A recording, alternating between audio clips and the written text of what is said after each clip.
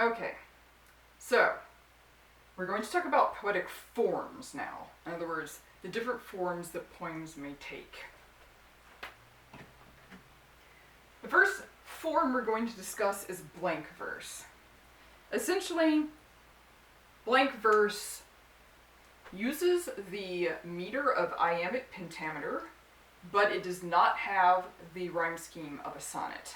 In fact, generally speaking, it is unrhymed. So, you have iambic pentameter, which would make you think that you have a sonnet, because they're generally the same length as a sonnet as well. But no. Sonnets, which we'll talk about in a second, have a very specific rhyme scheme. So, to be a sonnet is to be something very, very specific indeed. But blank verse does carry the iambic pentameter, and the example that I have for you to read, it actually does kind of have a rhyme scheme. Blank verse generally is unrhymed. In this case, he did a little bit of rhyming. He has the 14 lines, like a sonnet. It's not a sonnet. Alright, epic. An epic is a genuinely long poem. That's what most people say. Well, it's long, right? Yes. The Odyssey is the same length as a novel. It is extraordinarily long. But being long is not only what makes it epic. It is a type of narrative poem. Narrative poems tell stories. Specifically, one that is following the central adventures of a hero who is a very important person. And, again, notably, it is very, very long. Free verse. Free verse is what happens when you throw out all the rules. We'll talk about modernism as a movement later. Modernism actually didn't just impact literature, it impacted music, it impacted philosophy, but one of the things it did as far as poetry is concerned is it gave poets the option to follow no rules. You didn't have to have a specific rhyme scheme, you didn't have to have a specific meter, you didn't have to have a specific length like 14 lines, you were free to do whatever you wanted to do. Of course now, this is the main form of poetry that we have. People hate following those rules. They don't really want to write that way anymore. A haiku is a Japanese poem, which you might be able to tell just by looking at the word. Japanese poem of 3 lines, in which the first line you must have 5 syllables, the second line you must have 7 syllables, and then the final line, you must have 5 syllables again. Japanese poetry does not rhyme. Rhyming is a completely different language function. So, for the Japanese. So the Japanese don't rhyme these poems. They're creating the poem based on the number of syllables it has. So, 3 lines, 5, 7, 5 syllables. Lyric. A lyric poem, it's not necessarily like a song. They just happen to have the same name there. A lyric poem is one that focuses on the thoughts and feelings of the poet. That's the main focus there.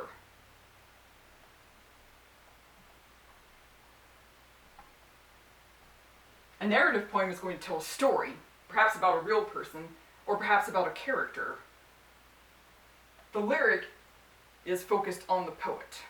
The poet's thoughts, the poet's feelings. It can be very confessional. In the mid-20th century, there was a whole movement of confessional poets. They just wanted to write about their own thoughts and their own feelings.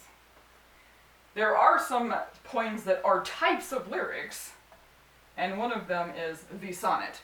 The other is an ode, which I'm not going to actually talk about today. The sonnet is a type of lyric poem that, as I mentioned earlier, must have 3 things. It must have iambic pentameter, it must be 14 lines long,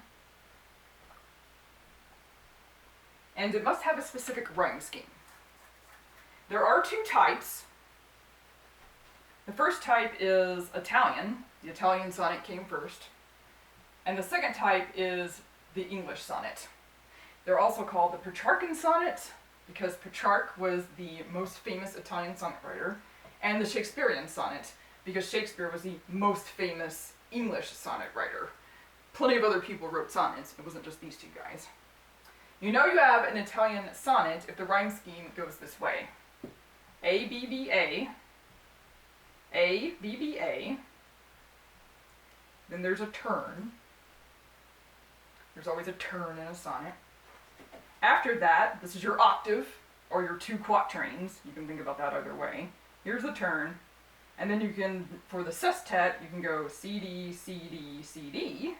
Or you can go C, D, E, C, D, E. The sonnet writers for Italian sonnets were allowed to cheat a little bit in the sestet. They could kind of play with that. They might go C, D, E, C, E, D, for example, and get away with it, as long as they didn't mess with the A, B, B, A, B, B, A at the top. Alright, the English sonnets, sonnets became so popular in England that they decided to do a variation of their own. They're moving entirely in quatrains. A, B, C, D, C, D, E, F, E, F, and then this is the big one because this is the turn. Then it turns and you get your ending couplet, G, G. So 3 quatrains, A, B, C, D, C, D, E, F, E, F, turn, rhyming couplet at the end. So the poet could turn the poem in the sense that they could just change imagery, but very often what actually happened was they kind of changed what they were saying a little bit. Maybe not a 180-degree turn, although I have seen some poems do that. It may be like a 90-degree turn. There's some kind of shift in what the poet is trying to tell you. The Villanelle was a French poem. It's a French courtly poem that, again, England imported. You're going to read a Villanelle. Do not go gentle into that good night. I'll go ahead and cheat and tell you what it is.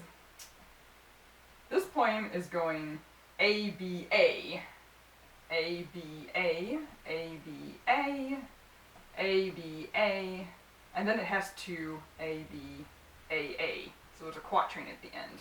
So you have some tercets and then a quatrain. This rhyme scheme is required, and on top of that, you are repeating lines. So when you get to the poem, notice how he is required to repeat the lines and how he uses that for an effect.